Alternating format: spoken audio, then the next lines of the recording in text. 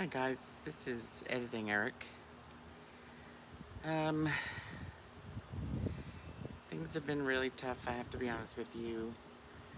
I do want to start this series about what's happened and what's going on with me, and I haven't really been able to put videos out, and I've been struggling to do so, and I feel terrible. But I did already start this series, which is about me. Please let me know what you think, if it's too much, if I shouldn't do it. But this is just a little hint of what the My Life in Pieces folder will have in it, and it is called Help Us Help Eric, and this is technically the first episode. Please let me know what you think.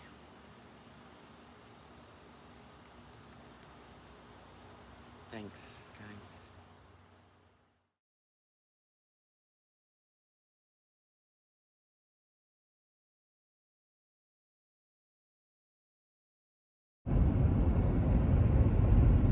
All right, guys. Well, welcome to a sneak peek of Help Us Help Eric, which will be in the Pieces of My Life folder. This is just an introduction of what's been going on, what's been happening, why it might be happening, and what happened to little Eric and adult Eric to make him the way he is today, or why I am the way I am today. And I picked today in the car because I had an early appointment today for the endocrinologist. If you don't know what an endocrinologist is, they are the kind of doctor that works with your testosterone, or that is one of they have other reasons of who they are, but for me it is due to testosterone. I have had low testosterone for a long time, and this is basically everything has come about because of the low testosterone. And we have found after many years that it is also connected to childhood traumas, as well as other issues. Now, they have not been able to figure out why, but even over the years, as I've tried to do testosterone replacement therapy, usually something else goes wrong. In other words, it brings up my numbers to other things that put it in a dangerous area, or many other reasons that could happen. But in the end, the testosterone never stays. In other words, my body either is absorbing it or throwing it out or whatever. So we have found now, in this year of 2005, that this current issue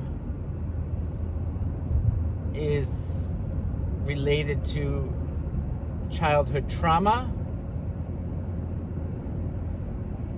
and after years of tests, I've done so many tests, including brain scans and CT scans and bone density tests and all these kind of tests and blood tests to try and figure out why it is not staying. So we have come to the point now, after all the testing, and this is years, guys, and I even talked with my endocrinologist today and even speculated that this testosterone issue might have been an issue all along through my childhood because of the childhood trauma.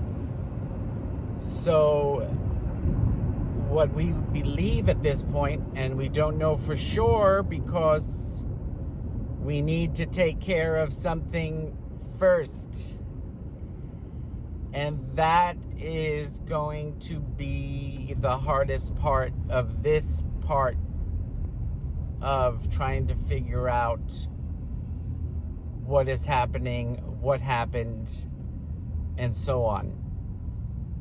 So what I'll be discussing with you guys through this series, if I could do it, I'm hoping I could do it. I'm hoping I have the strength and the power, to be able to do it, to remember. A big issue with what has been going on, because I've had a psychiatrist for a long time now, but they deal with, your medication for your mental health. They don't, it's the therapist that actually helps you with your, to help you with your mental health, to help fix your mental health or to deal with your mental health, as a physical being, opposed to your psychiatrist who helps you to try to get through what your body might be missing, or what chemicals are happening within your body to make your your mental health go a certain way, I guess. And I'm not a medical profession, so I can only tell you with my experience and what I've learned as I've gone. Now, I started therapy in 1992 because something was going wrong mentally for me. At least it came out in 1992. A lot of times what will happen is, if you have a trauma hidden in, let's say you went through something in your young life that your body either put away in lock and key so that you don't even remember it. It also could come, excuse all the moving, but in the car, so maybe I could stabilize it. I don't think so.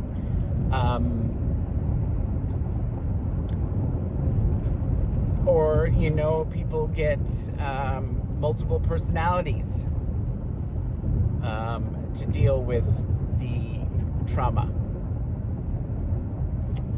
So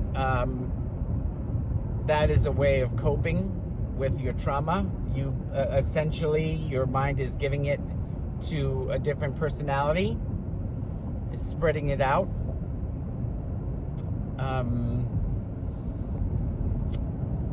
It appears as though mine is under lock and key. So that's how my childhood brain dealt with my trauma. Now, the issue is I know of trauma I had, but there is other trauma that I do not know, that I do not remember. But all signs point to that something happened. I am one of those people, and I've seen it before, where there's just a whole period of time in your life that there's nothing. You've got nothing there. It is mush. So your brain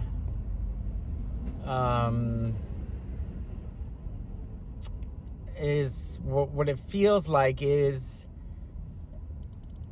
after the trauma, and your brain is, working on keeping it right in that locked up chamber, and it's very busy. Your brain is very busy doing that. So it is very difficult to take on other things such as memories, things like that, because it's so busy, trying to do that. So a lot of times that will show up in your school work. So they've always told me that I was lazy. They said I was lazy. They said I had a learning disability, when in reality that was not true. I was not lazy. I had mental health issues right then, right there. And that's how it, manifested itself for me. So I will try to tell you guys what I can remember, and I'll break it up in sections, when it comes to school and what happened with school, and the most difficult part of this will be my family life, and also living through the AIDS crisis, the HIV and AIDS crisis, and many other things that I do know that happened to me as I was older. And I'll try to pick it apart for you and take you guys along on this journey in truly finding out what happened to baby Eric, or child Eric, besides what I know already. And I hope you'll take this journey with me and help support me, and maybe it will help others understand their own issues and problems, or you'll be able to see it in your own life, in your own children. Maybe maybe this is why my son did this. Maybe this is why my daughter was this way. You might see me in one of your kids, and maybe that could help. So this is just a introduction to that. I hope you come along for the journey. As I go, it's not going to be scripted, so it's going to come out as it comes out. There's going to be a lot of hums and haws because I'm just trying to honestly remember what's going on now. I thought this would be a good time to do this. I've been wanting to do this for many years, but I've been afraid. I was afraid of exposing people.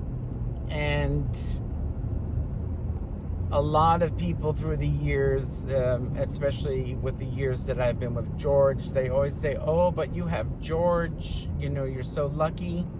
Unfortunately, guys, that does not do it, okay? It's not,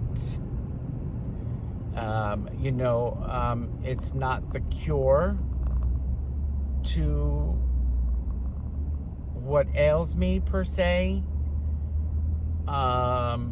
It certainly is better to have him than not to have him. He has helped me through a lot.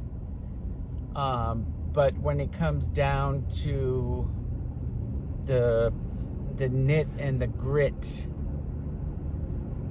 when you are deep into some of these issues that will happen through your life, within your own mind and body, doesn't even have to be an outside, it could be just an inner turmoil. Unfortunately, it turns into a tunnel vision, so that you are really, almost like a horse with their blinders on. You do not see anything to your left and right. So, and I often wondered, and you guys probably have asked this question many a times, especially if it's family. Why did somebody think the best solution was to end everything? Now, I don't say the word because that word is a very negative word on this platform. First of all, on YouTube itself, it's not a good word. So I will use that word in different terms, so you guys know through this series I will use it in different terms. So when somebody, and then you think, oh, why would they do that? They had such a beautiful life. They had such beautiful kids. They had such, amazing husband or wife, or they lived in such a beautiful home, or they had so much money, or all of the above, for that matter.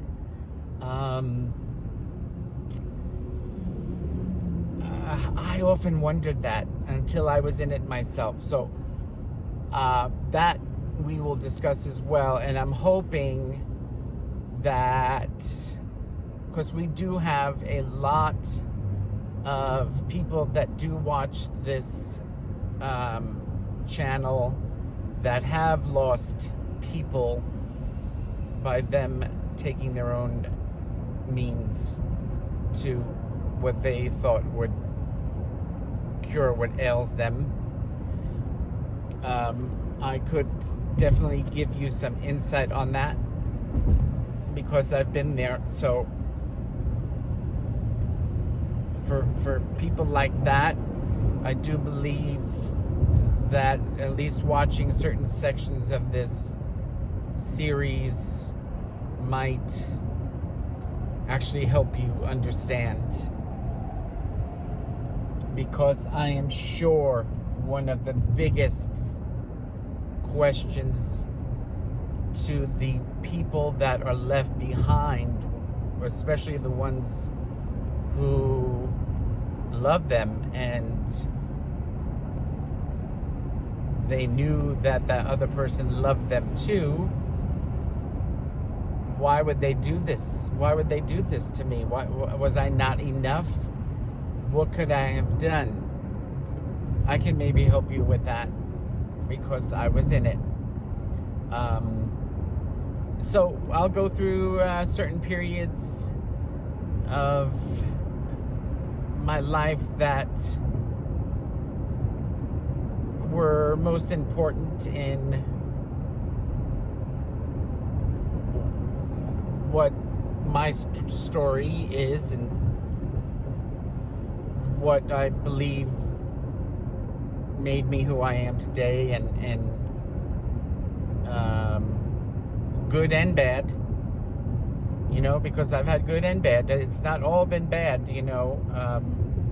It's not all been bad. I've had good moments, but unfortunately, the good moments do not outweigh the other moments, unfortunately. So we will be looking into that. So I will post this as an introduction to the series. Like I said, I just feel like this was a perfect opportunity to do it after seeing the endocrinologist about my testosterone. And, you know, unfortunately, it was not good news because I cannot start any testosterone therapy due to a couple of different reasons, including my red blood count is so high, and taking the testosterone makes it higher. And she says literally if I took it, I would explode, is what her words are.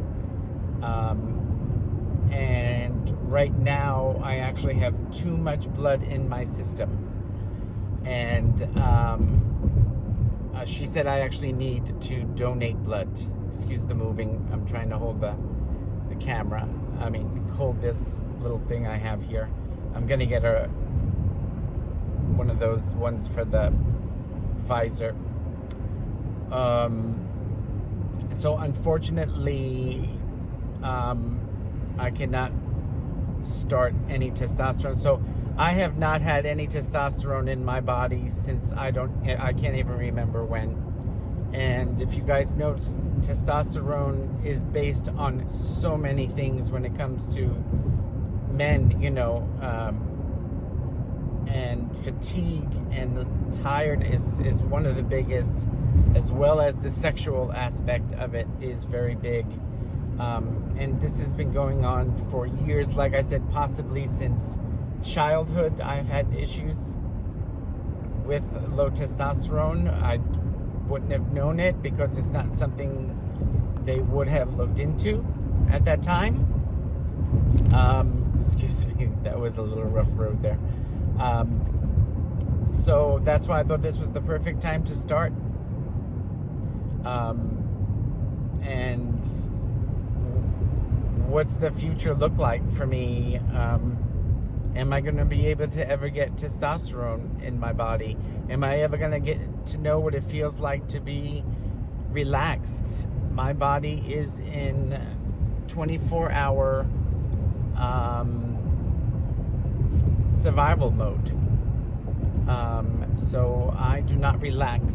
So when I sit down, or when I even lay down or go to bed, my leg will continue to move, my head will continue to rock. So I really would love to know what it feels like to have testosterone and be, you know, as normal feeling as I can. And by normal, I mean just your average, you know, where you've got all your chemicals about where they're supposed to be. So with that, I will end this. I hope you join me on this journey. And if you know somebody that it might help, please let them know about this series that will be coming up. And I will explain, maybe I will tape a prefix to this about why this series is going to be called Help Us, Help Eric. And that is based on George's sister, which I'll tell you, and I'll maybe add it to the beginning of this. So with that, I will end this. I will hope everybody a wonderful, great health, mental health day and week and year for you, as well as myself. Happiness and laughter certainly does not hurt when it comes to getting through the day. So we always hope that you'll leave our channel at Smile Until It Hurts in a better place. However, I do know that this journey that we're on here might not do that for you, and I apologize. But if you think you can handle it, then join the story. All right, until I see you for the next one, bye, and stay happy, and please smile until it hurts. And if you're not, see if you can change it. Maybe start therapy, maybe see a psychiatrist, maybe get a side thing. I'm just saying. All right, bye for now. Bye.